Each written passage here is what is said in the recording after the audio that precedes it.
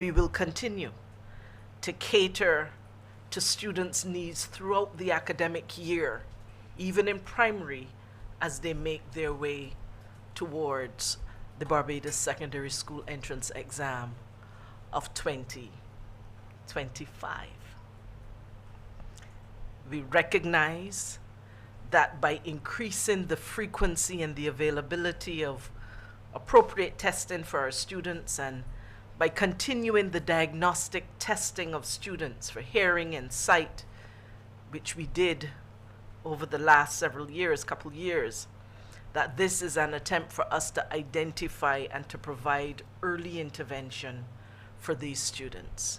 And we are happy to see that so many have benefited, that it has reduced the need, at least this year, for us to have to provide special assistance.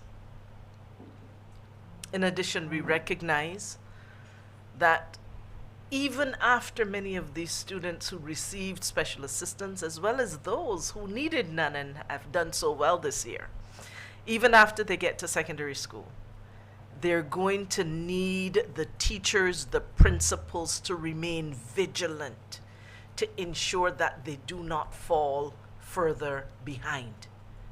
And as soon as this summer starts, the Ministry of Education will continue to offer free of cost our summer school program. And this program will provide additional support for several identified students, primarily in Class 4, who have shown deficiencies in certain basic numeracy and literacy skills.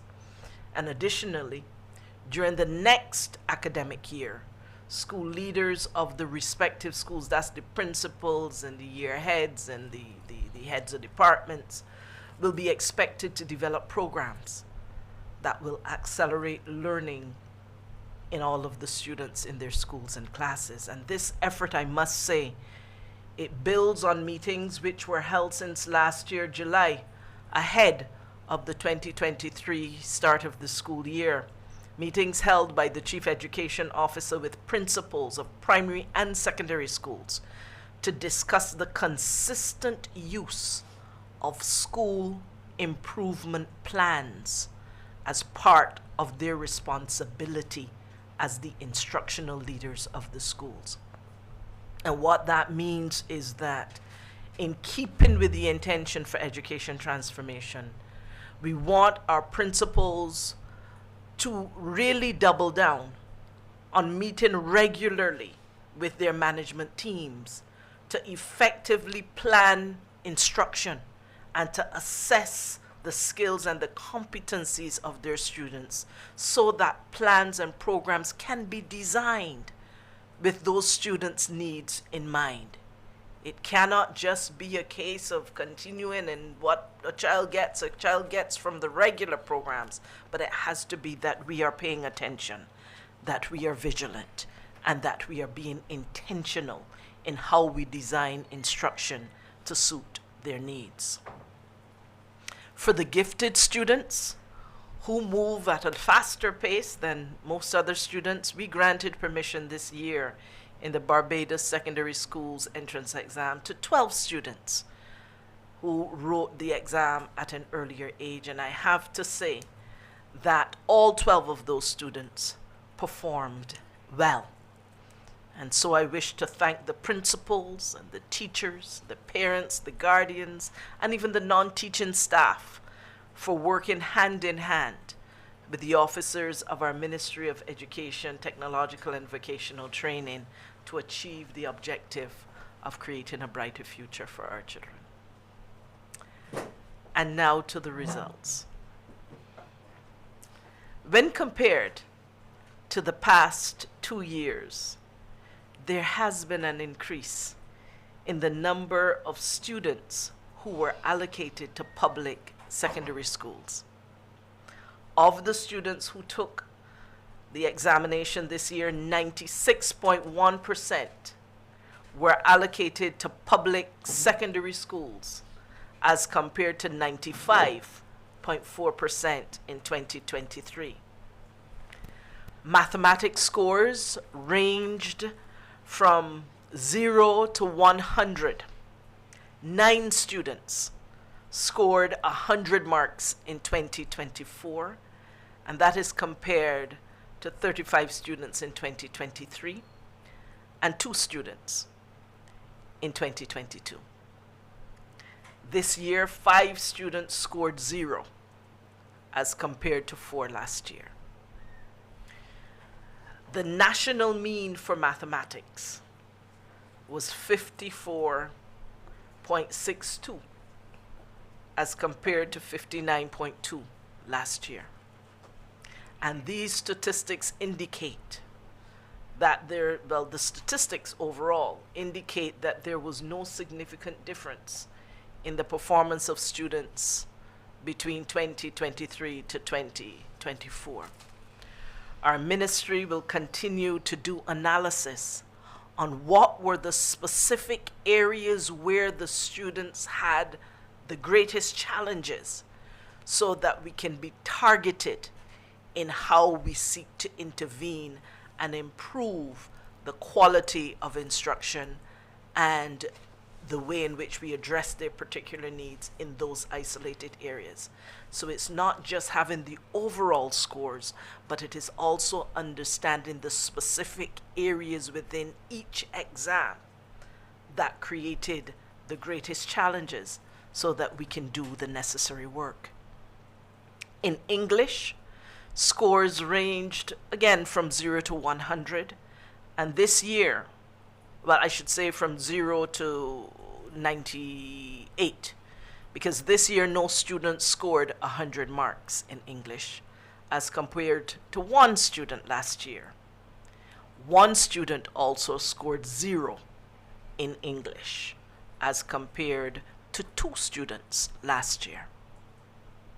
The national mean in English for 2024 was 65.2 as compared to 69.5 in 2023. The statistics, they indicate that there was not a major significant difference in the performance of students between 2023-2024.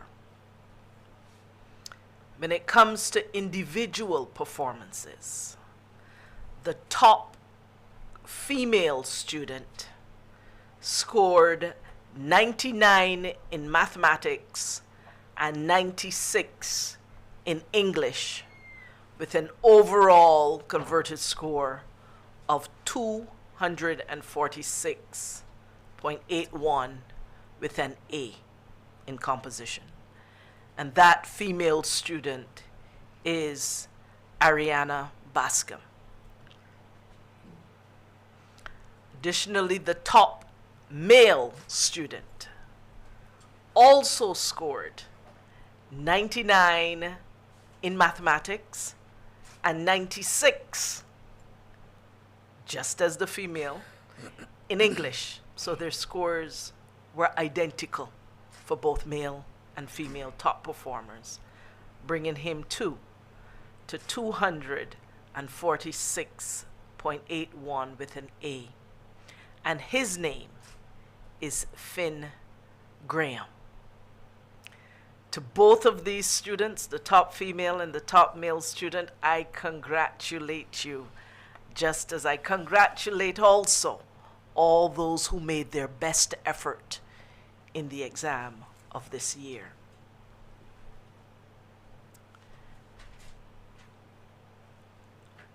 I want to say that on in-depth analysis by our team, led by Mr. Price,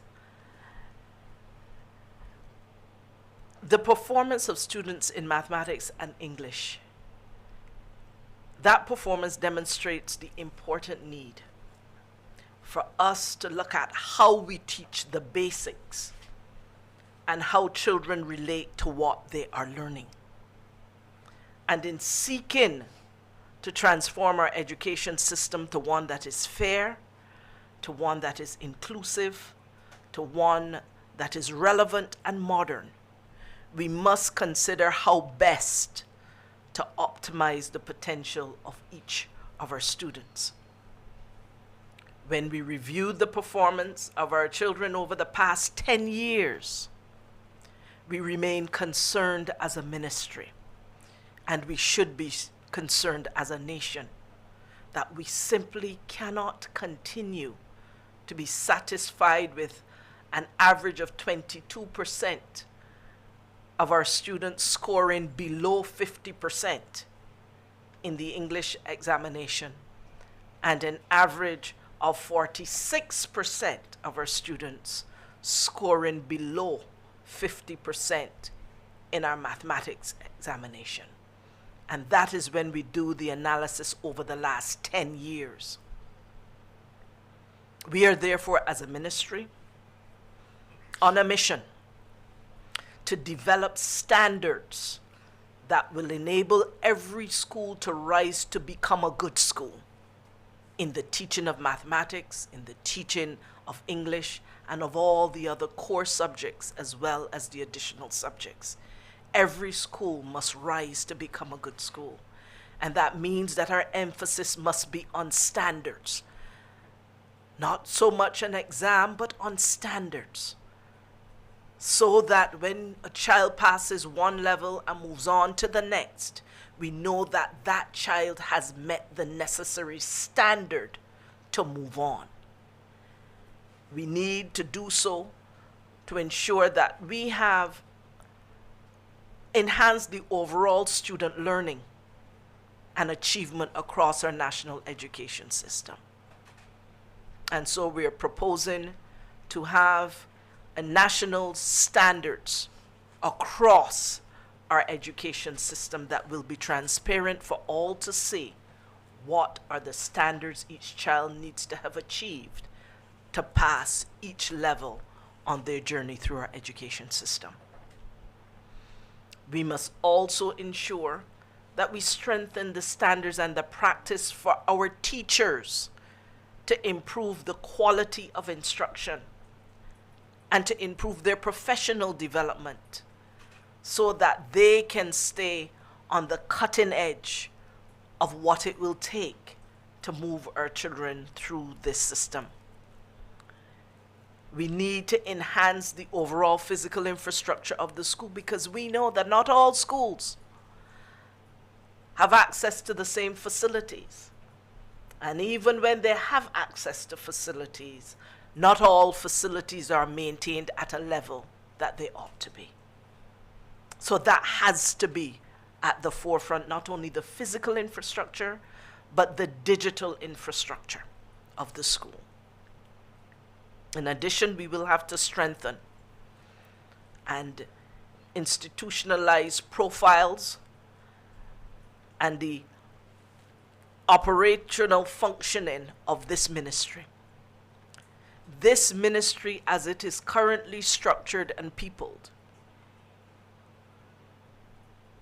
needs to build its capacity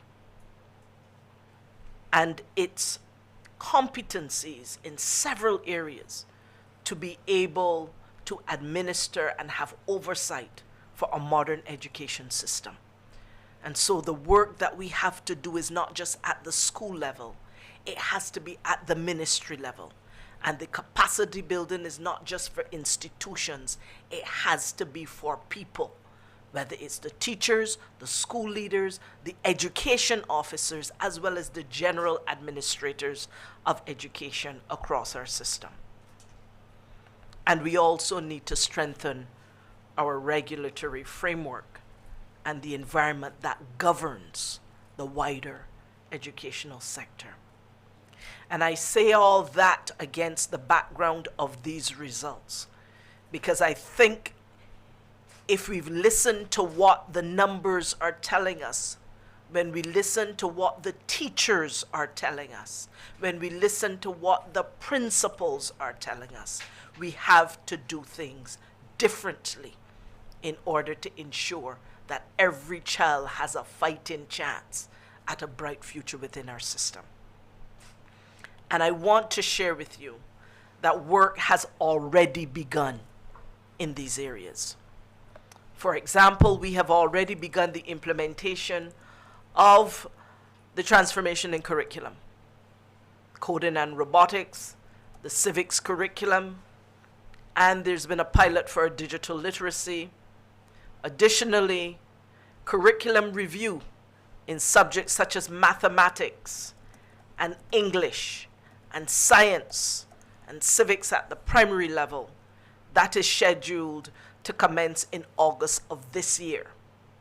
And at the secondary level, heavy emphasis will be placed on continuing coding and robotics, animation, digital literacy, and gaming, helping to prepare our children for the future of work in this world.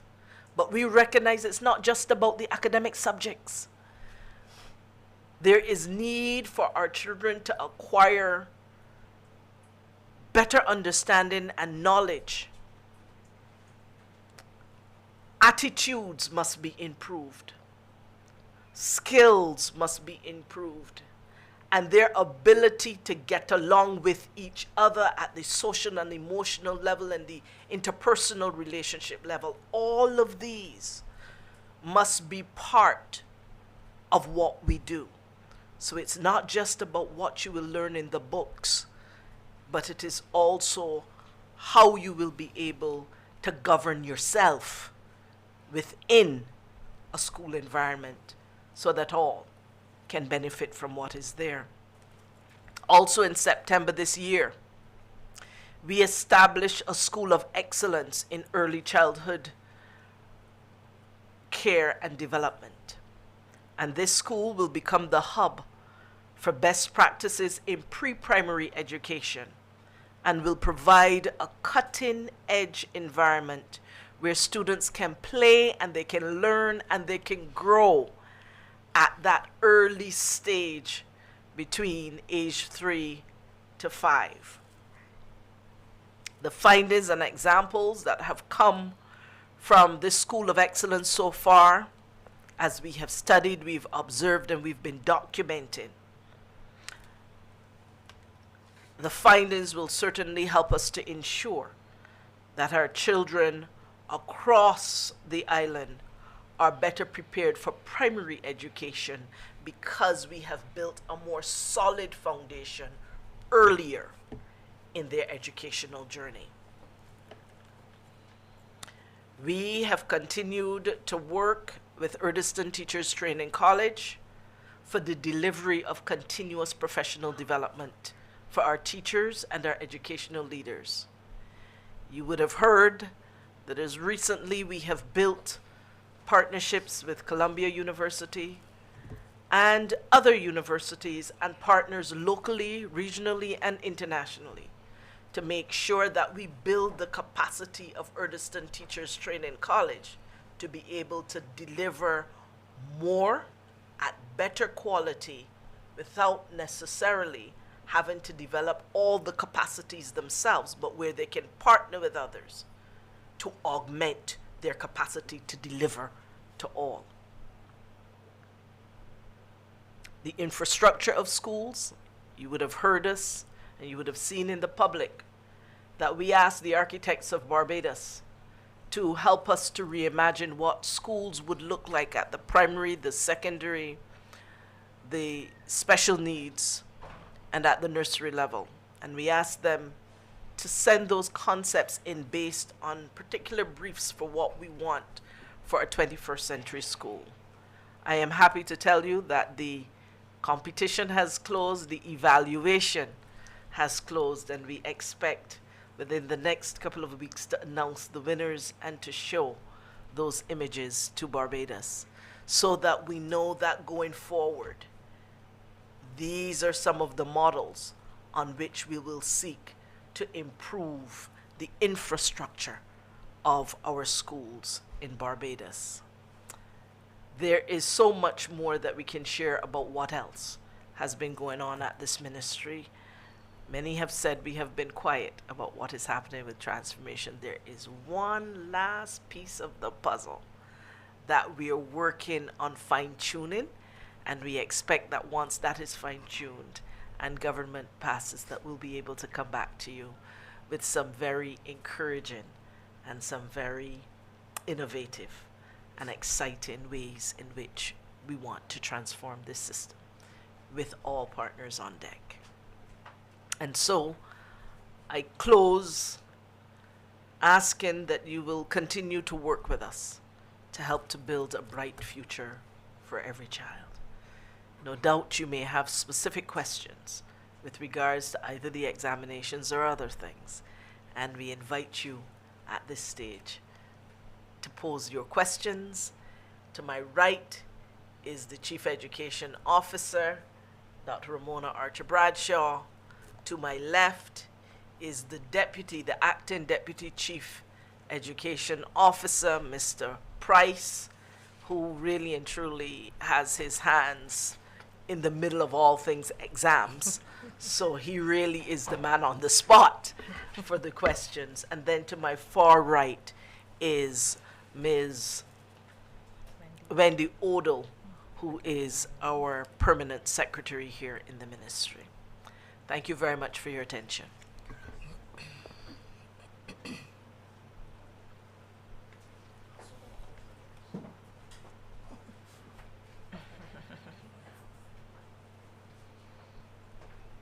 Hello, morning.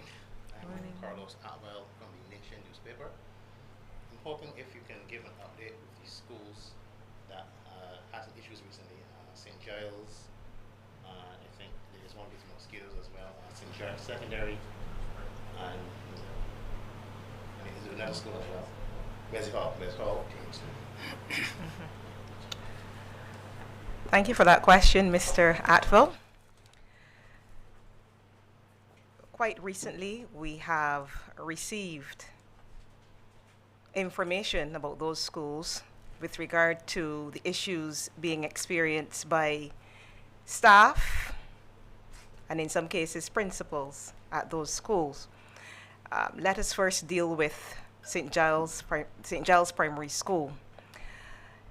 It came to our attention about 2 weeks ago that a number of teachers remained at home. They said that they were not feeling well. Mr. Price, the Deputy Chief Education Officer with responsibility for schools, subsequently held a meeting with the teachers to try to get to the bottom of the matter. He had a meeting as recently as last week, Thursday, Mr. Price? As recently? Last week, Friday, where the teachers were able to raise their concerns. I'm going to allow Mr. Price to speak a bit more about that. As soon as he's finished, I will speak a bit more about the St. George Secondary School, and Minister will speak about Wesley Hall. Yes, please, thank you. As the Chief identified just now, the ministry was notified of some issues at St. Giles Primary School, I think, like about 2 weeks ago. And I was contacted by the president of the UT, Barbados, Barbados Union of Teachers, sorry, right? And we agreed that a meeting was due where both parties would get the opportunity to put their grievances on the table, so to speak. So I met with the teachers at St. Giles last week, Friday afternoon. It was a long meeting, I must say, but it was also fruitful and productive. The teachers were able to voice their concerns, many of which I will not necessarily discuss with you now.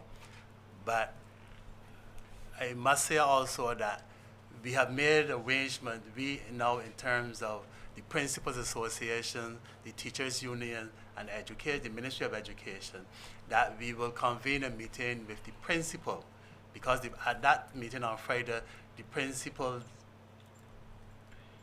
did not take part in the discussion, right? So at present, I'm yet to hear the principal side of what happened and what transpired and some of the issues at St. Giles, right? So that is where we are with St. Giles. That meeting is due for probably either Wednesday or Thursday this week with the three parties. And then the Chief Education Officer then will get back to you with further details in terms of the way forward for both St. Giles, and then she will take part in Wesley Hall. Is Wesley Hall? Mm-hmm. She will deal with Wesley Hall. Minister, you're going to speak about Wesley Hall? On the question of Wesley Hall, I am told that even today, again, the teachers are not well and therefore are not there. And that's unfortunate because we don't want for them to be unwell and at school. At the same time, we have to balance that against the fact that every day that there is no school for various reasons, that in fact the children are the ones who suffer most.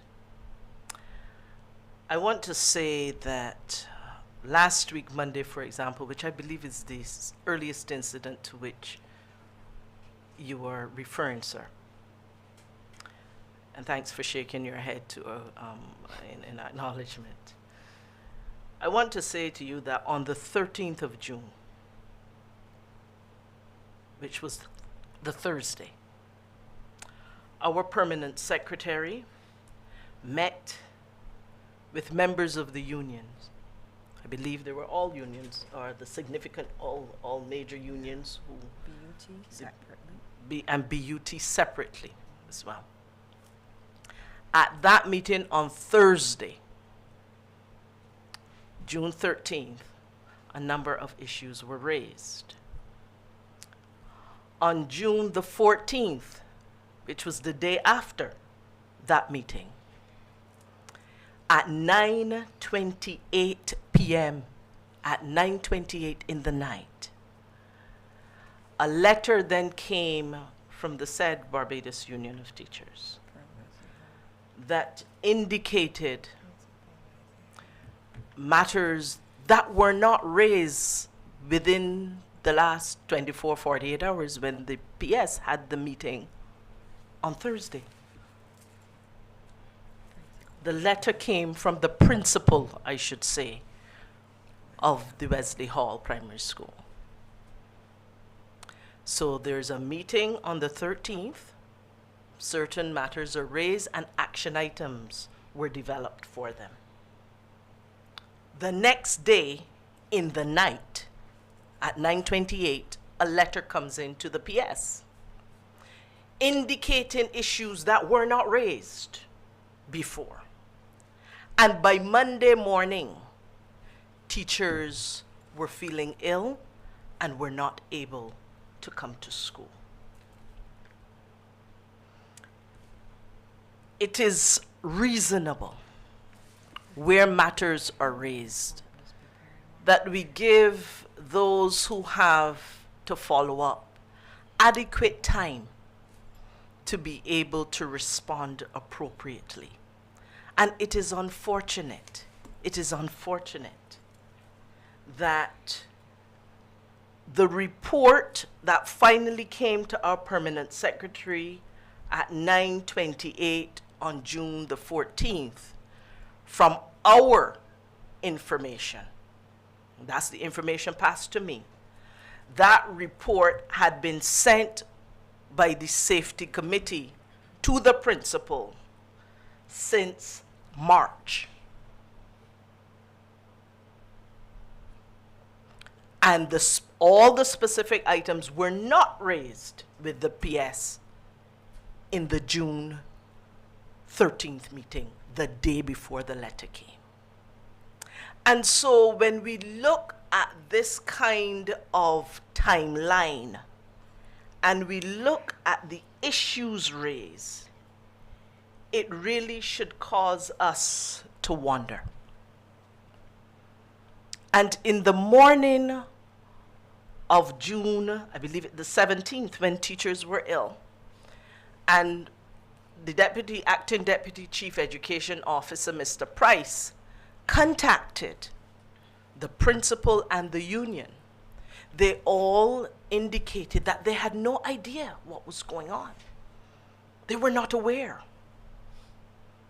And when you have a situation where 5 out of 32 teachers, I believe, those are the correct numbers, Chief, turn up, and the unions in that environment say, but I was not aware, it makes us wonder. It makes us wonder when one day you meet with the ministry, the next day in the dead of the night you send a letter, and then by the next working day, teachers are off, but you don't know. And I imagine it is possible that you don't know everything going on in the school environment. But I want to say that I hope that we will all be able to move forward in good faith. In good faith. And to do so in a manner that will mitigate impact on the children of this country. And those are the facts of the situation for Wesley Hall. What I will say is we will continue to work with the entire education community at Wesley Hall Primary to ensure that we are able to discharge our responsibility in addressing those areas that we own, and we encourage our other partners to own their part in this experience of lost education for our children. Thank you. With regard to St. George Secondary, on a different note, I wish to thank the staff and the principal along with the students at the school for working with the Ministry of Education.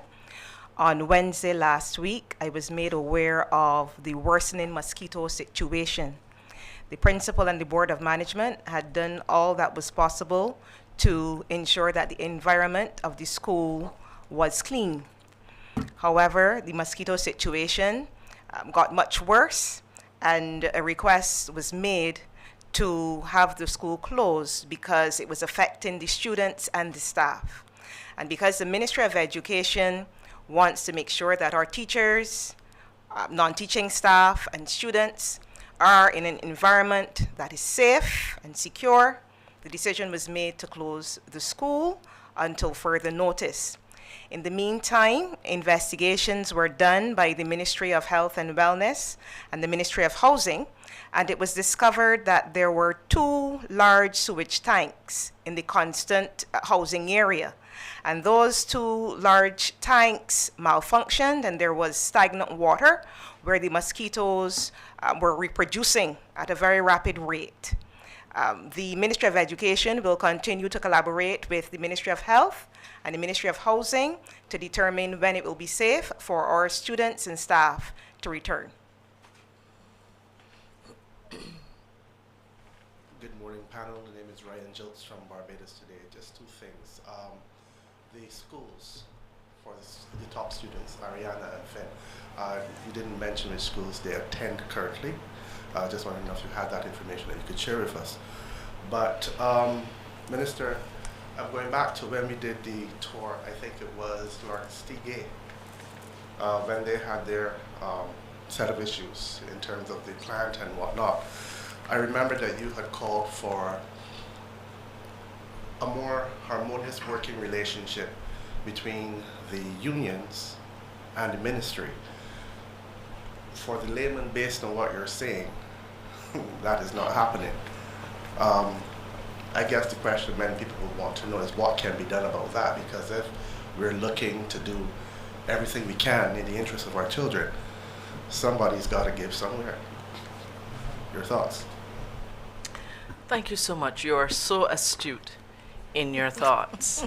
And I really want to say to you that the tremendous effort that has been made, whether it has been the collaboration which I mediated last week with Gaia and the Barbados Union of Teachers as it relates to what's happening at St. Bartholomew's, whether it has been the work that has been done by Minister Jordan, Minister Abrams, and myself in relation to mitigating the problems at Ann Hill with the construction of the new NIS-funded building directly opposite, where we were able, through a process of conversation and then coming to an agreement on what needed to be done, setting timelines, and then having regular follow-ups to make sure that everyone is doing what they need to do.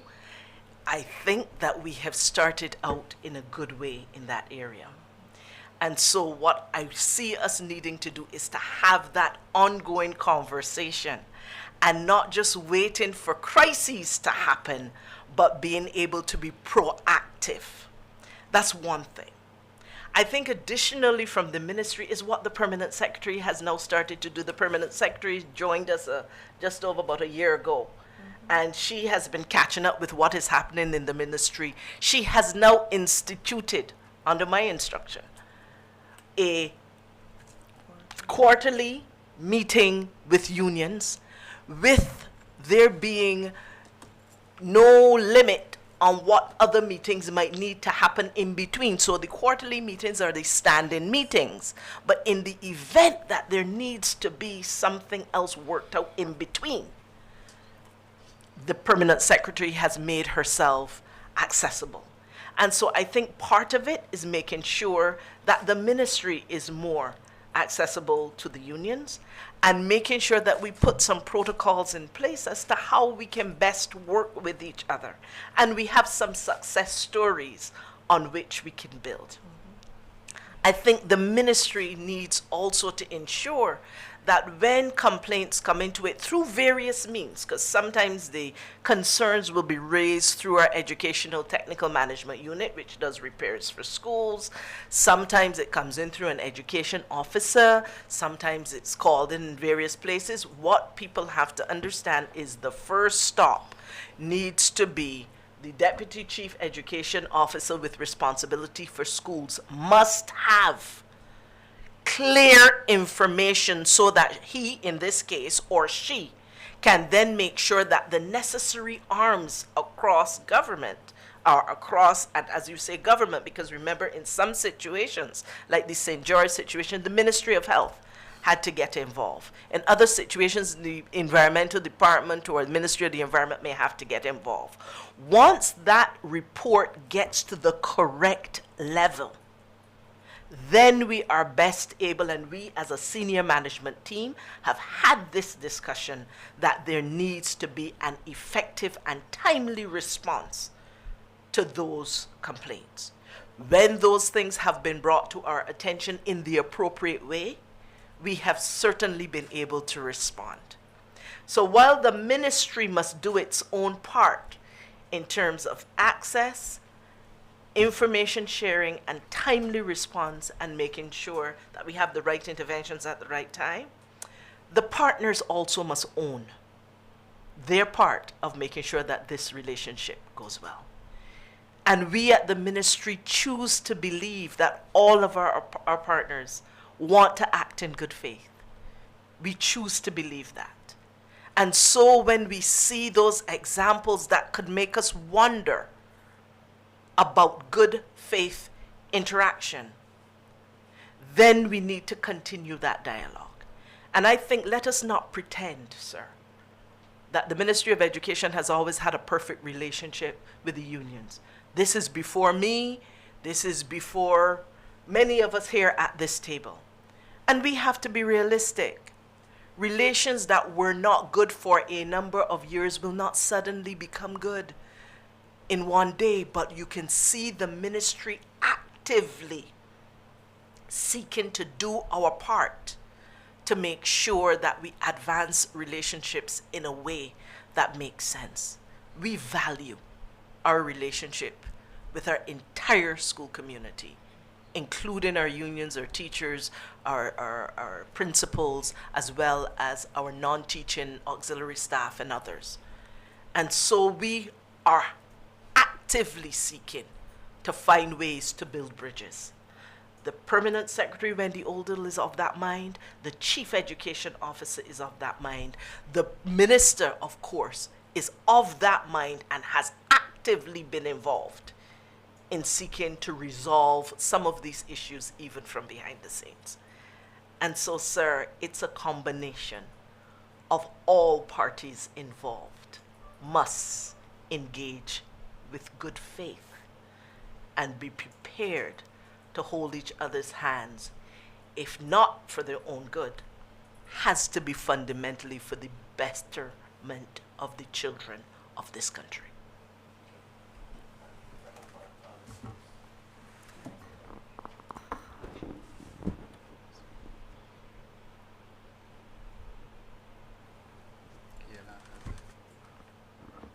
The question that you asked about the schools from which the top girl and boy came, Ms.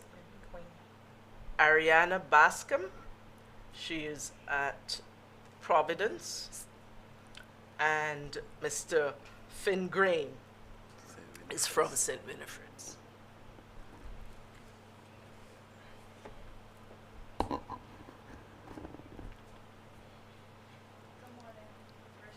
CBC News.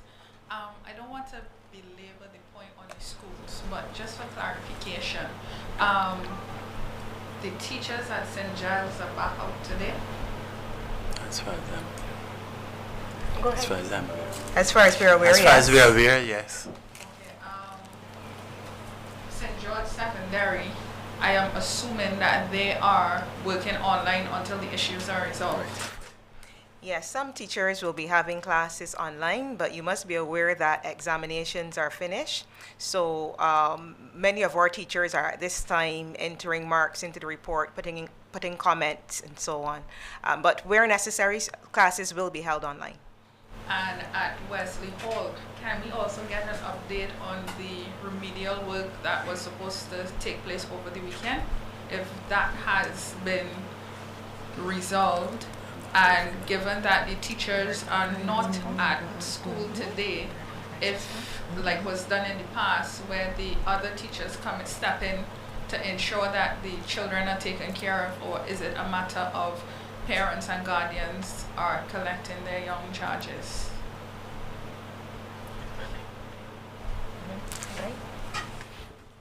I'm not too sure in terms of what work was done at Wesley Hall over the weekend. I know that ETMU had promised that they would start a phased approach to the remedial work from Friday, right, and over the weekend.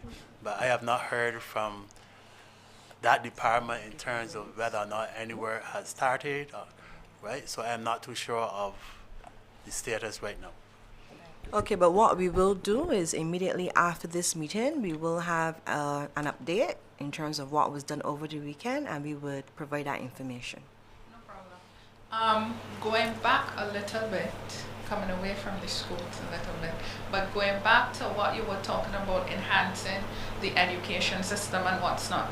Recently, I was talking to a teacher at a secondary school, and he said one of his concerns is that there are not enough males in the school system, and so there's no role models for the young boys. And given that Barbados tends to have a lot more single parents households, and you have the setup with the mother, the grandmother, more aunts in a household, then boys don't get the opportunity to have males to pattern themselves behind.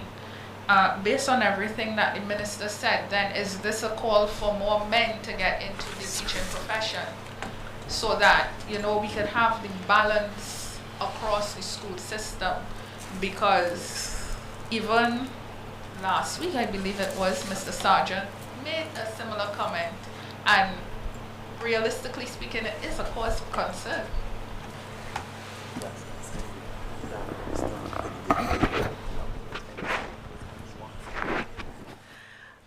First of all, I thank you for saying that, because from the time, the chief will tell you, from the time I came here, I have been calling, please, any males who are out there, who are qualified, who are committed to the growth of our young people, who want to help us as leaders in our classroom, and who are qualified in teaching and learning, please come forward. You know, Mr. Price was just telling me that we just did interviews at Erdiston for the DPED program. That's the Diploma in Education. And out of 27 interviewed, there was only one male.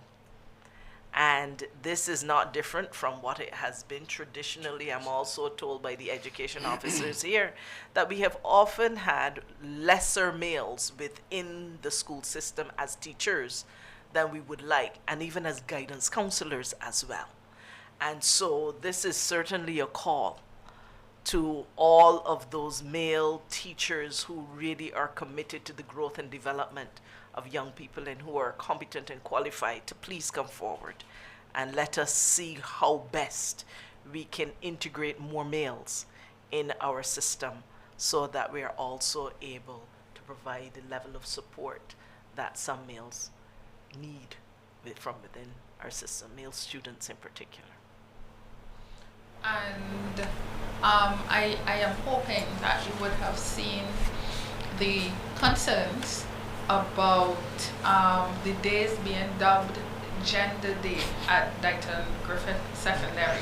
I know there's a statement from Major Boyce, but for clarification as well, a lot of parents were concerned about the title gender and in 2024. So I'm hoping that you could provide some clarity on that, please. I'm going to ask the chief to respond to that because this morning, as I got sight of it, I said, Chief, what is this? And Chief then proceeded to speak with the principal of the school to understand what indeed was intended.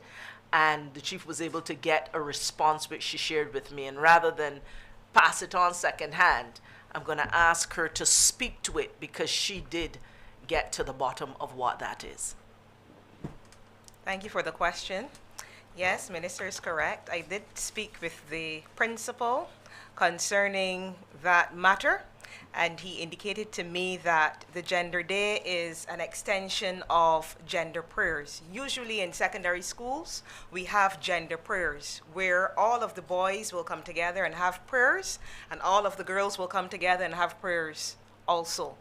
This day is a day in which the students, the boys separately and the girls separately, will be engaged in a number of activities to help with confidence building, character building. They will learn about the world of work. They will learn about deportment, all of those things that are necessary to turn into wholesome individuals.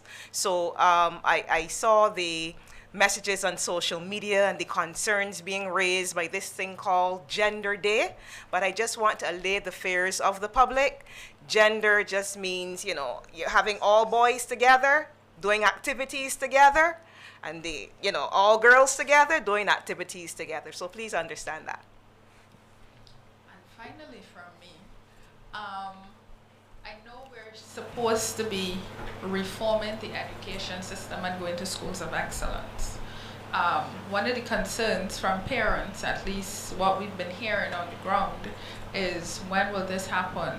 So that, in essence, because you still have kids who are not, some who are not academically inclined, some who are more gifted, and unfortunately in a classroom setting, everybody moves at the same pace, essentially. But then there are those who get left behind, not because you want to, but because it's a little bit more difficult to not separate them and deal with them individually. But there are a lot of gifted students in Barbados who may not be great with maths and English, but who might be gifted in the more technical subjects. Is there any progress on that in terms of separating them so that if I like math and English, I can focus on that side, and if Ryan likes technical subjects, woodwork and metalwork and that kind of thing, to focus more on that side. Almost like how how St. Leonard's and St. George, they tend to have that great mixture. Okay. I'm going to give the overall approach that we will take, and I'm going to let the pedagogues deal with the pedagogy, how you go about teaching children in the classrooms. Barbados' position is that every child should have the opportunity to learn the way they learn, because children learn differently, and to have equal opportunity to achieve their full potential. And as you know, some children are very good at using their hands and doing things in that way. That's how they learn. They tend to be more kinesthetic. They have to get involved, and they can pick something down and put it back up, and that's the way that they are. Very good technically with their hands. There are some who are excellent at book learning, and they can go and they can study, and they've got the theory, and it is just the way that they want it. What we are seeking to do through in education transformation is not just develop children who have the book learning and can understand what it is they need to do, but who can actually apply it and do something with what they know. So it's not just what you know, it is how can you apply what you know. And part of the approach that we use in that is technical and vocational. That is where the competency base, when you are looking at what is this person competent to do with what they know, and how are they able to demonstrate that, it is then the way in which we will assess them that will determine that. One of the things you will hear is that we're seeking to raise the profile of technical and vocational learning to the same standard as that of the academic learning. Because for too long, we have said that technical and vocational is for those who can't do the academics. And that is not true. Because when we look across Barbados at some of the people who are doing amazing things in business usually, and in other areas of the trades, they are from all across Barbados. When we were speaking with Samuel Jackman Prescott Institute of Technology, and they give you the profile of some of the students coming in there, and you speak to the Barbados Community College, and you look at the profile of the students coming in, there are from all schools in Barbados who learn in different ways and have just found that this is their love. So I would say overall, one, we want an inclusive approach to education, where we have the ability, teachers have the ability to effectively manage classrooms with students who have mixed ability, which means they, the teachers, need to be trained in how to differentiate instruction within the same classroom.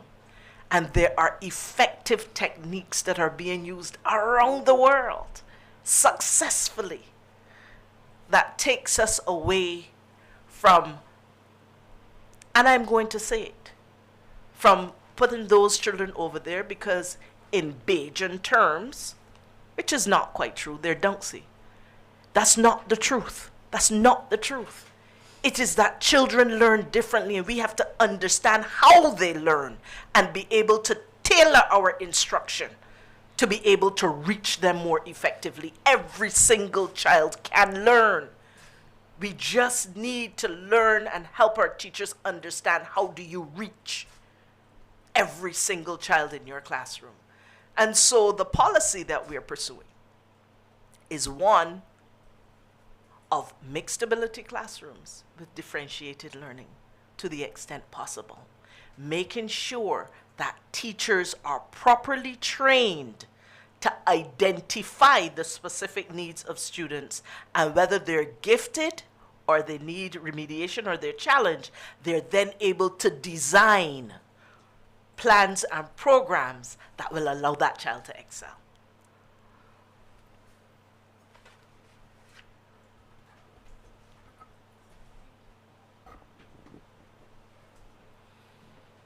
Ryan Jones again. Not wanting to take away from the great work that Ariana and Finn have done. In terms of the other students, I know normally we would have done in the past, I think the top 5, top 10. Could you give us an idea of how the others performed behind them in terms of who might have come in closer behind the 246.81A, maybe a 240.1B or whatever the case may be?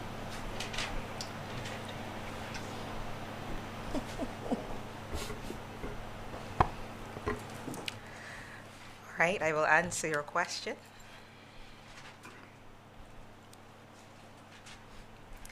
So we have Zamara Doughton from the Rock Christian Primary, 246.61A. We have Chanel Lewis from Good Shepherd, 245.53A.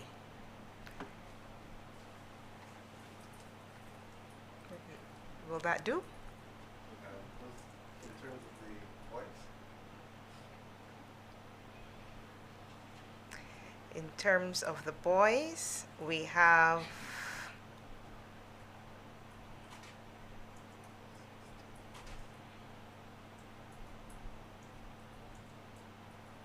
we mostly have females here in the top 5.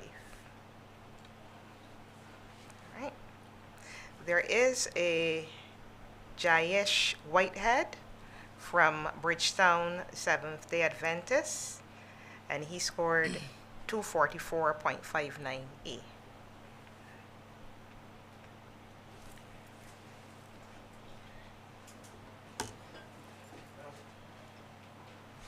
usually in terms of the allocation of the marks, there's an accompanying school. Would we know by now which school these students will be looking to head off to? All right, I can see where these questions are going. And you realize that this press briefing was a little different this year because for us, it is about highlighting all students, commending them for their performance in the Barbados Secondary Schools entrance examination. We know that they have worked hard during the entire year.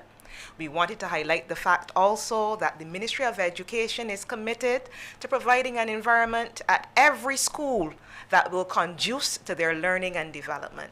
And this is the reason that we did not highlight particular schools this year. Okay, so I thank you very much for your questions.